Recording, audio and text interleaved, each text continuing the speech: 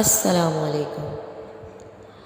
ایک دفعہ راستے میں رات اور شدید بارش، ساتھ ہی گاڑی کا ٹائر پنچر ہو گیا۔ سناٹا اور نومبر کی سرد رات۔ ابو نے گاڑی ایک سائڈ پر روکی۔ 7 سالہ ارسل بھی ابو کے ساتھ ٹائر بدلنے کے لیے گاڑی سے اترا اور برستی بارش میں ٹارچ تھامے ابو کے ساتھ کھڑا تھا۔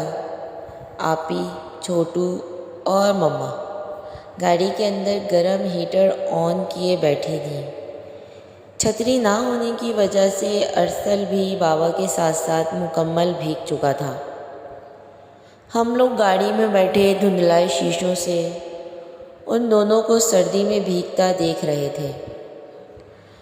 آپی جو حفظ کے دوران جب بھی مردوں کے ایک درجہ آگے ہونے والی آیت پڑھتی تو اکثر اماں سے سوال کرتی کہ اماں، اللہ نے ہمارا ایک درجہ کم کیوں رکھا ہے؟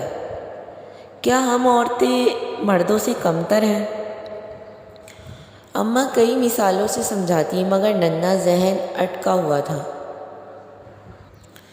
اس وقت بھائی کو بھیگتے دیکھ کر بولی، اماں، ارسل کو ٹھنڈ لگ جائے گی نا؟ تو اماں بولی، وہ جو آپ اکثر مجھ سے پوچھا کرتی ہیں نا کہ اماں، مردوں کو اللہ نے ایک درجہ کیوں زیادہ دیا ہے اور عورتوں کو ایک درجہ کم کیوں رکھا ہے، کہ کیا عورت کمتر ہے؟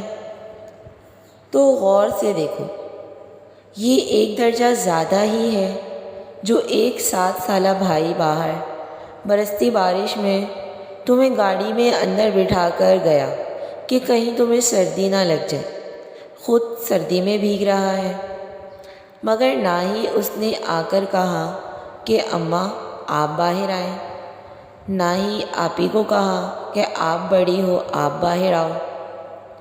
یہ ایک درجہ کم ہی ہے کہ ہم اس وقت گرم ہیٹر چلائے اندر گاڑی میں بیٹھے ہیں اور ہمارے حصے کی تکلیف بابا اور بھائی اٹھا رہے ہیں۔ تو بس یاد رکھو کہ بیٹا، اللہ نے مرد کو ایک درجہ بڑھا کر عورت کو نہ جانے کتنی تکلیف سے نجات دی دی ہے۔ جب تک عورت اس ایک درجے کو خوشی سے قبول کرتی رہے گی، وہ ایسے ہی مرد کو اپنے سامنے باپ، بھائی، شوہر اور بیٹے کی روپ میں اپنا ڈھال بنا ہوا پائے گی۔